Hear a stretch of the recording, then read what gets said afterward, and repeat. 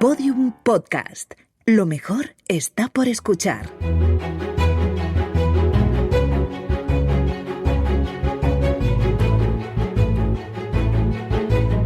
Historia de España para selectividad. Un podcast de Juan Jesús Pleguezuelos.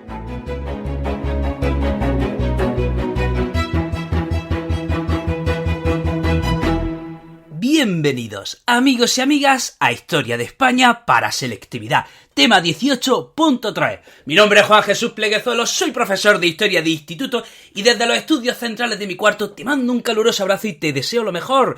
Voy con una misión, voy con un objetivo, la de ayudar a estudiantes de segundo de bachillerato, a que las cosas les sean llevaderas, a que este curso duro sea un poco menos duro, que las cosas les sean un poquito más fáciles y a ser posible que saquen una notaza en selectividad. Y también siempre deseo, aspiro, anhelo que estés disfrutando de esta hermosa epopeya que es nuestra historia. También, antes de empezar con el programa, dos recordatorios muy importantes. Puedes seguir este podcast por la aplicación de Podium, donde tendrás acceso a otro montón de podcasts muy interesantes. Algunos de historias que son geniales, por ejemplo, La Escóbula. También muy importante, si eres estudiante y quieres sacar el máximo provecho de tu tiempo de estudio, te recomiendo mi libro Los 10 hábitos del estudiante exitoso. Puedes adquirirlo en la página web www.elprofesorinquieto.com. Bueno, ya. Vamos a hablar de un tema chulísimo, un tema súper interesante. Vamos a hablar de la guerra civil y de la evolución política en ambos bandos y de la situación económica. Madre mía, aquí se entiende perfectamente por qué la guerra civil la ganan unos y la pierden otros. Se entiende perfectamente.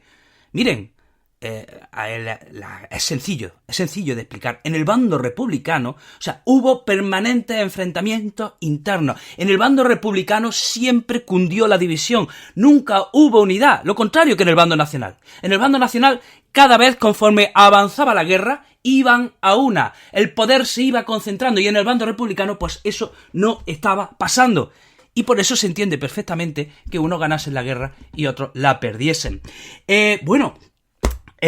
Iba diciendo que en el bando nacional no solo no había división, sino que se va construyendo las bases de un Estado totalitario. Vamos a empezar a hablar de la zona sublevada o también de la zona nacional. En el bando sublevado tenemos que decir que al principio no había un proyecto político definido. Se da un golpe de Estado y se dice, venga, vamos a dar un golpe de Estado y lo que salga. Sobre la marcha improvisamos. Eso hicieron los militares. Primero damos un golpe de Estado y ya cuando la hayamos liado, pues ya sobre la marcha nos vamos organizando. Y un montón de grupos se suman al golpe de Estado, grupos que entre sí poco tenían en común. Pero ahí dicen, venga, empieza la fiesta, pues vamos. ¿Quiénes estaban en el bando de los sublevados? Los falangistas, los cedistas, los monárquicos, los carlistas, los católicos, los militares.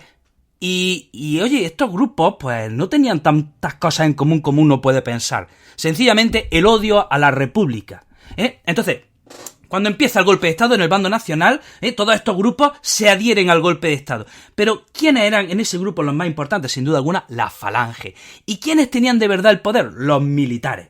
Los militares, esos son los que de verdad tienen el poder en el bando nacional. ¿Quién iba a dirigir? Esto pregunta. Aquí va la primera pregunta, yeah.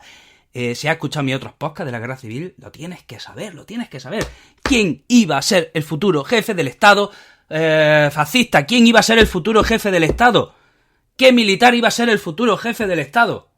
No, Franco no. Franco fue el último en apuntarse a la fiesta. No fue Franco. ¿Quién iba a ser el militar que iba a ser el jefe del Estado? Que estaba una pista... Estaba en Portugal. Efectivamente, Sanjurjo. ¿Qué pasa? Que Sanjurjo se estrella en un accidente de avión.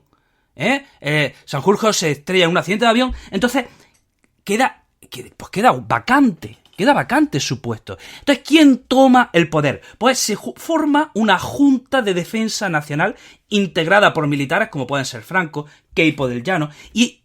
¿Quién dirigía esa Junta de Defensa? Cabanellas. Esta Junta de Defensa se forma en Burgos el 24 de julio del 36. Vale.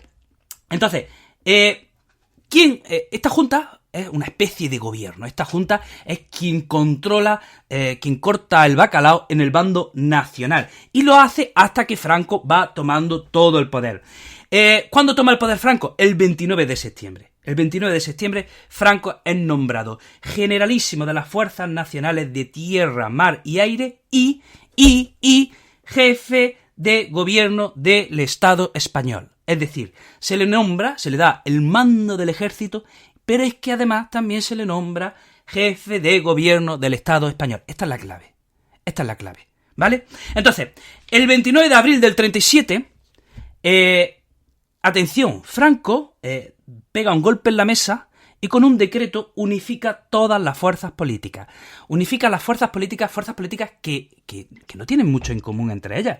O sea, estas fuerzas políticas que voy a decir, pues ya digo, esto es un huevo y una castaña. O sea, atención, Falange Española tradicionalista y de las Hons. ¿Qué partido es esto? ¿Qué es lo que hizo Franco? Unificó Falange Española, las Juntas de Ofensiva Nacional Sindicalistas, que bueno, era una especie de sindicato fascista. Falange Española era un partido político fascista. Muy bien, y lo junta con un partido que era Comunión Tradicionalista, que eran carlistas. Entonces, junta a los falangistas y a los carlistas. Y entre ellos no tenían nada en común. Los carlistas eran una cosa y los falangistas eran otra. Ambos apoyaron a Franco, pero no tenían ninguna relación. Siempre se asocia Falange Española a Franco. Pero fue Franco quien terminó con Falange Española. Porque unir en el mismo saco, meter en el mismo saco a falangistas y a carlistas, pues no es una cosa absolutamente contra natura.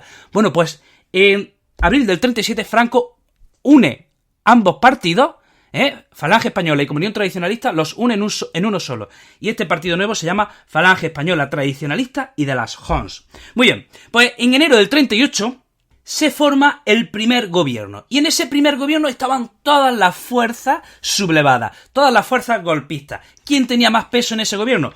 El ejército y la iglesia. Y bueno, ¿qué es lo que hace ese primer gobierno? Pues echa abajo todas las medidas de la República. Ilegaliza todos los partidos políticos excepto uno. ¿Qué partido no ilegaliza? ¿Qué partido no ilegaliza? No te oigo. Pues el que hemos dicho antes. FET de las Hons. FET de las Hons. Falange Española Tradicionalista y de las Hons. Echa abajo la reforma agraria que habían empezado también el gobierno republicano. O sea, toda la obra que había hecho el gobierno republicano se viene abajo. Llegamos a marzo del 38 y aprueba una ley que se llama el Fuero del Trabajo. Este gobierno, ojo, estamos en plena guerra civil. O sea, todo esto se hace en plena guerra civil. Mientras se están dando tiros en la trinchera, el gobierno de Franco ya está tomando medidas, ya está legislando, ya está actuando como un gobierno de facto dentro de su territorio. Ya está concentrando todo el poder y tomando medidas. Entonces, fíjense que incluso en plena guerra civil ya hay una ley que regula las relaciones laborales. ¿Cómo se llama esa ley? El Fuero del Trabajo. Y si eras culto, si eres inteligente, si has escuchado mis otros podcasts, si quieres sacar un 10, me tendrías que decir ¿dónde, en qué otra ley se inspira el Fuero del Trabajo? ¿De qué otro país se copia esta ley? ¿De dónde se coge este concepto? Vamos, no te oigo, ya, efectivamente, de la Italia fascista de Mussolini. ¿Qué más? Sí, también se aprueba en febrero del 39 la Ley de Responsabilidades Políticas. Febrero del 39, todavía faltaban unos meses para terminar la guerra, pero ya se está preparando el final. Entonces se aprueba una ley de responsabilidades políticas para empezar una persecución contra aquellos que hubiesen estado contra el bando nacional. Y bueno, ¿qué hay que decir del ámbito económico en el bando nacional? Bueno, pues hay que decir que la cosa no iba del todo mal o no fue tan mal como en el bando republicano. Por ejemplo, los precios se mantenían. Tenían ayuda económica de Alemania e Italia. Llegan a crear una sede del Banco de España, llegan a formar su propio Banco de España en el bando nacional. Se mantiene la moneda, se crean impuestos. Todo eso en el ámbito económico. Y ahora, vamos a hablar qué pasaba en la zona republicana. Madre mía, ¿qué estaba pasando aquí? Ay, que la que salía en el bando republicano. Pues miren, en el bando republicano, como hemos dicho desde el inicio, cunde la división. Y sin duda alguna, esta es una de las causas, o probablemente quizás sea la gran causa por la que perdieron la guerra. Fíjense, desde el primer momento en que empieza la guerra, surge un dilema en el bando republicano. Entre la izquierda surge un dilema. ¿Cuál es ese dilema? Dicen, ¿ganamos la guerra o empezamos la revolución? ¿O hacemos las dos cosas a la vez?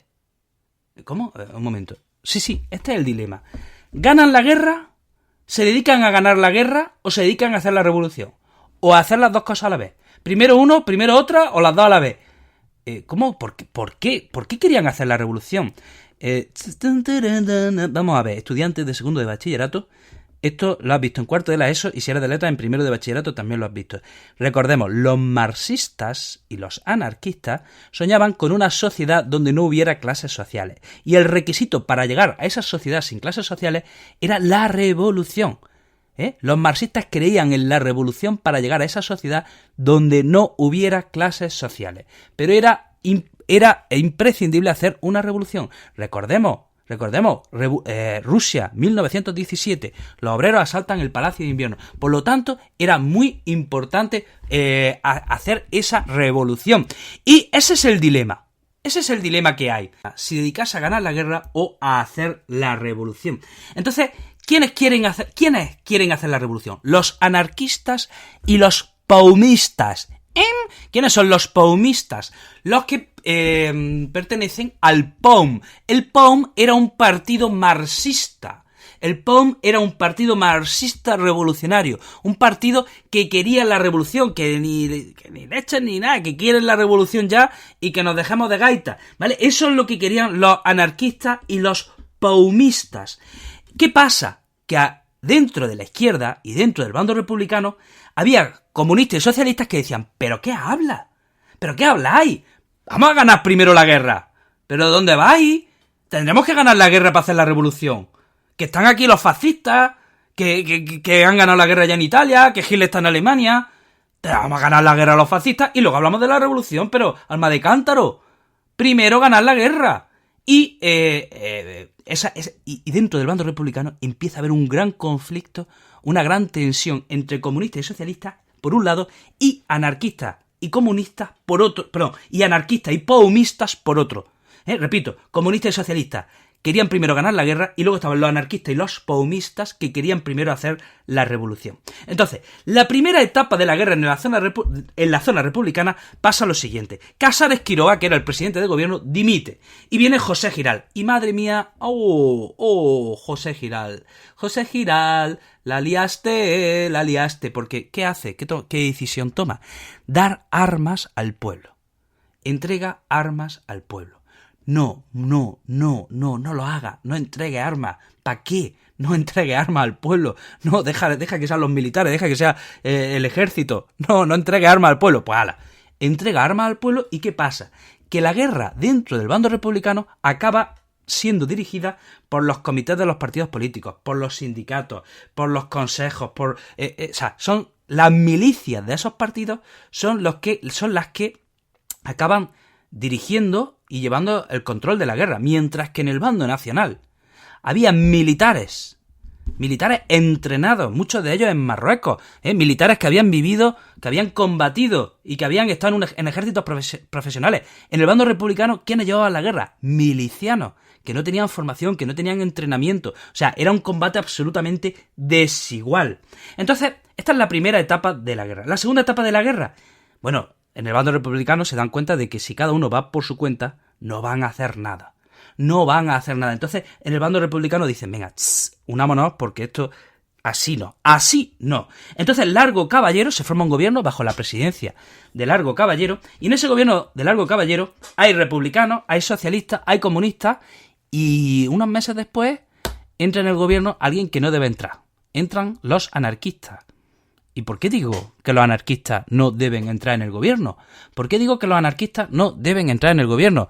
Pues, si lo sabes, vas muy bien para selectividad. Si no lo sabes, no te preocupes, te lo voy a decir y ya igualmente irás bien preparado para selectividad. Los anarquistas no deben entrar en el gobierno porque los anarquistas no creen en la autoridad, a diferencia de los comunistas. Los anarquistas no creen en ninguna forma de autoridad.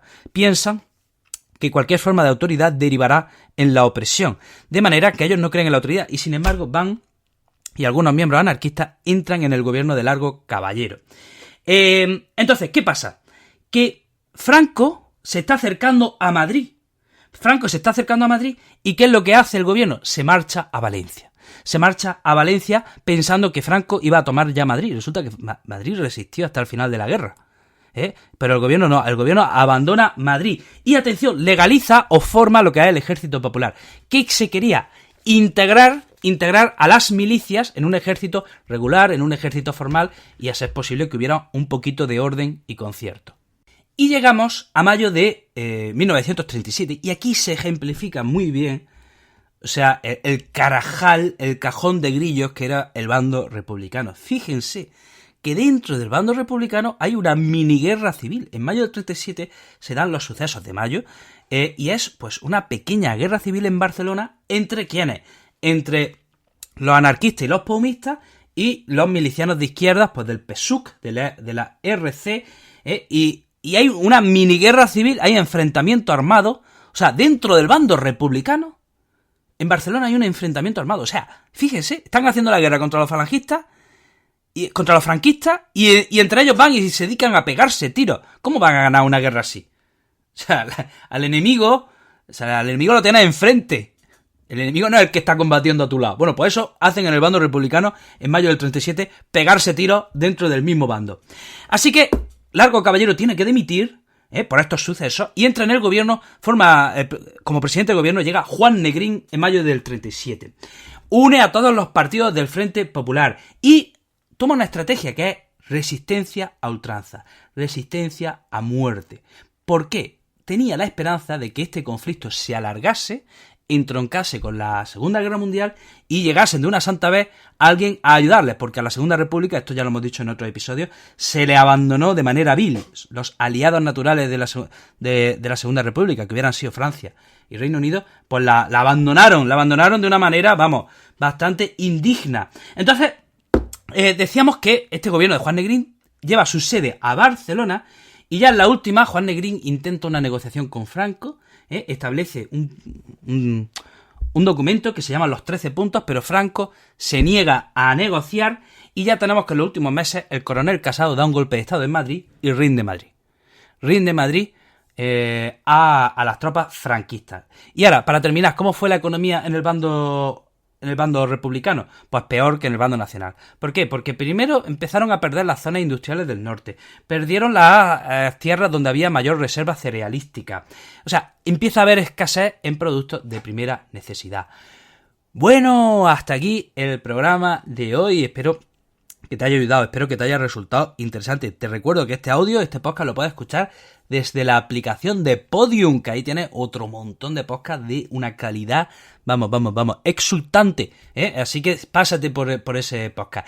Y nada más, que te deseo lo mejor de lo mejor y que nos vemos en el próximo episodio. ¡Chao! Todos los episodios y contenidos adicionales en podiumpodcast.com. También puedes escucharnos en nuestros canales de Spotify, iTunes, iVoox y Google Podcast y en nuestras aplicaciones disponibles para iOS y Android.